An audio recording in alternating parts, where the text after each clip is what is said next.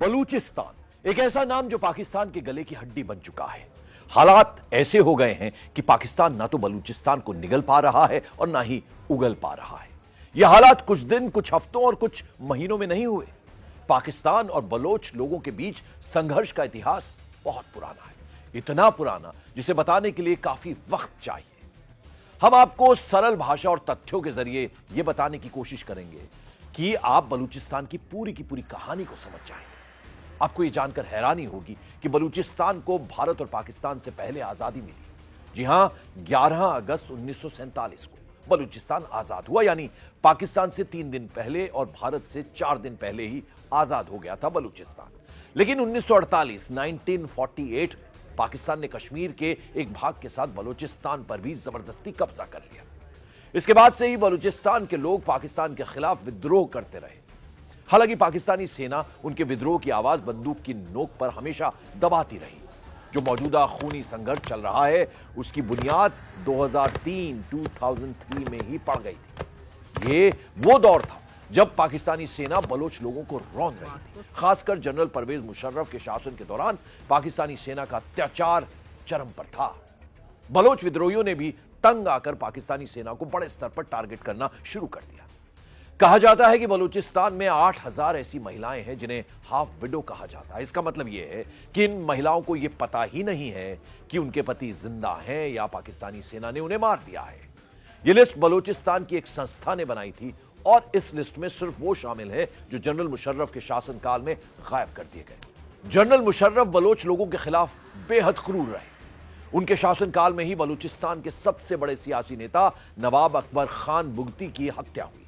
उसके बाद से ही बलोच लोगों में पंजाबियों और मुहाजिरों को लेकर नफरत भर गई। आज बलोच लोगों की सबसे बड़ी नेता डॉक्टर मेहरंग बलोच हैं, जो पेशे से एक डॉक्टर हैं।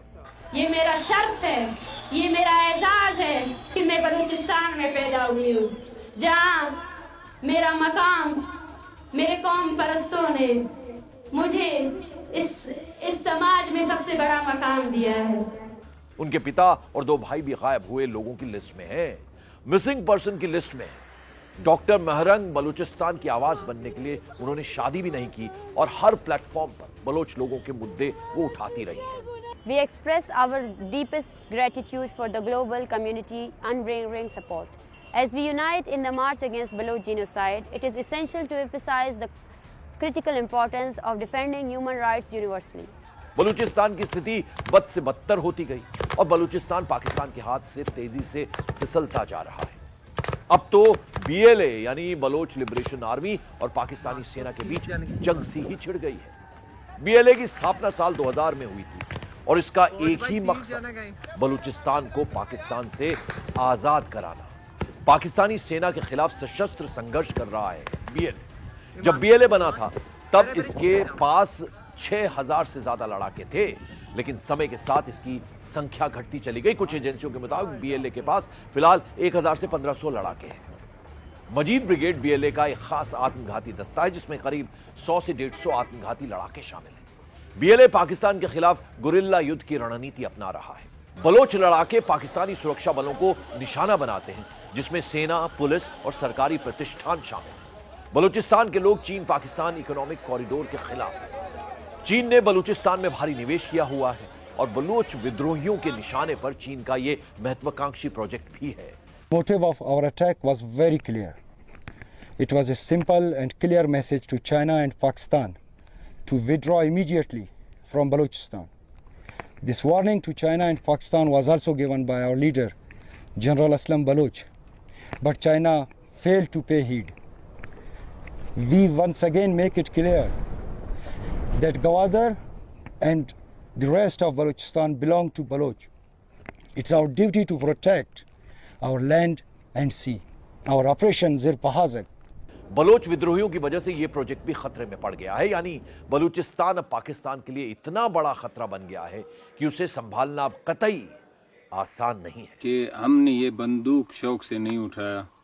आज हम लड़ रहे हैं, ये कोई मुहिमजोई नहीं है। हम वो बंदूक के शौकीक है या बहुत जगह ये प्रोपेगेंडा किया जाता है कि बलोच मिजाजी जंगजुआना है। ऐसी कोई बात नहीं है।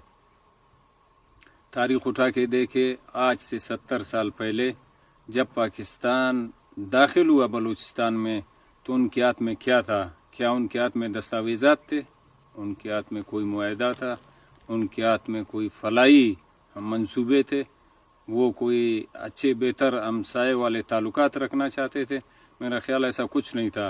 जब वो दाखिल हुए तो तोप, टैंक और बंदूकें उनके हाथ में थे। वो कालात पे हमलावर हुए। उस हमले में उनके साथ चालबाजियाँ थे, कुछ हमारे गद्दार लोग थे और उनकी जो है साजिशें थी। उसके बावजूद भी मज़ाहमत हुआ उनके ख़िलाफ़। कलात पे हमला हुआ, बमबारी हुआ, उसके बाद ज़हरी पे हमला हुआ, काहान पे हमला हुआ, आज बलूच के एक एक गांव पे हमला हो रहा है। तो आज ये हालत हम पे मुसल्लत की गई है और इसी हालत के हवाले से हम जो जदोजहद कर रहे हैं। जब आपके सामने वाले के हाथ में बंदूक को आप पूल नहीं उठा सकते, आप बिल्कुल पूल उठा के उसके सामने खड़े नहीं हो सकते। ये बंदूक उन्होंने उठाया है, तो जहाज उनके पास है। हम तो अपने दिफा कर रहे हैं, हम अपनी सरजमीन और कौम का दिफा कर रहे हैं और इस दिफा के लिए हम इस अज़म का अदा करते हैं कि हम आखिरियत तक जाने के लिए तैयार हैं। ये सरजमीन बलूचों की है, हज़ारों साल से ये हमारी सरजमीन है, इसके वसाइल हमारे हैं, इस पे फैसला करने का इख्तियार हक हमारा है। साजिशों के ज़रिए, गद्दारों के ज़रिए, चालबाजियों के ज़रिए, बंदूक के ज़ोर पे कोई इसे हासिल नहीं कर सकता और कोई नहीं ले जा सकता, मुकम्मल नहीं कर सकता अपना कब्ज़ा। कुछ शायद लूट के ले जाए हमारी कमज़ोरियों की वजह से, हमारी खामियों की वजह से, मगर आराम से और इत्मीनान से मालिक बन के वो यहाँ से कुछ भी नहीं ले जा सकता। ये एक वाज़ेह पैगाम हम दे रहे हैं।